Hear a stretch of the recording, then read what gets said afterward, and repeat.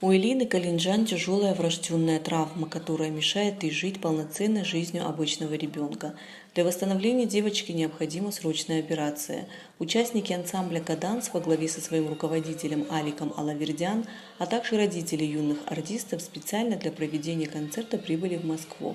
При этом коллектив отказался от участия в престижном музыкальном конкурсе в столице Российской Федерации в пользу благотворительной акции. Мы так с детьми посоветовались, говорим, давайте так.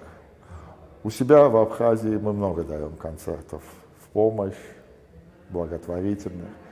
Давайте попробуем в Москве собрать абхазскую диаспору, дать концерт. Не знаю, не важно, сколько мы денег наберем. Да, хотелось бы больше, но чтобы все это пошло на лечение какого-нибудь ребенка, все равно какого. Все дети Абхазии – это дети Абхазии. За 7 лет своего существования ансамбль «Каданс» успел завоевать симпатии зрителей в Абхазии и не только. «Каданс» является лауреатом многих престижных международных конкурсов. Недавно ансамбль набрал второй состав, для которого выступление в Москве – первый выездной концерт. Зрителям в этот вечер были представлены известные зарубежные абхазские хиты. Они уже взрослые, они уже поступили в институты, уже студенты. Второй состав набирает обороты, и где-то через полгода, месяцев через 7 уже будут выступать полномасштабно, играя и аккомпанируя себе. Концерт проходил на модной площадке в стиле лофт. Это позволило зрителям не только послушать хорошую музыку, но и немного потанцевать. В качестве приглашенных артистов выступили Милена Барциц, Лаура Сангуля и Азер Насибов.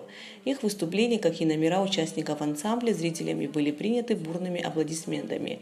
Конечно же, как всегда, больше самих артистов волнуются их мамы. Ребенку важно дать не только знания, но и привить чувство сострадания, научить подать руку помощи тем, кто в ней нуждается. Именно поэтому родители взяли на себя все расходы, связанные с организацией гастролей в Москву. Приехали поддержать своих соотечественников, в первую очередь, благотворительный фонд «Ашана», выступить по их просьбе, для того, чтобы помогать детям, которые нуждаются в лечении. И наши дети, выступая здесь, приехав с такой миссией, они учатся состраданию, учатся помогать и поддерживать другим детям, может быть, особенным в чем-то. Такова наша миссия, цель нашего приезда. Сбор средств на лечение Элины Калинджан пока продолжается. Для операции необходимо собрать 260 тысяч рублей. Нона Кукускир для абхазского телевидения из Москвы.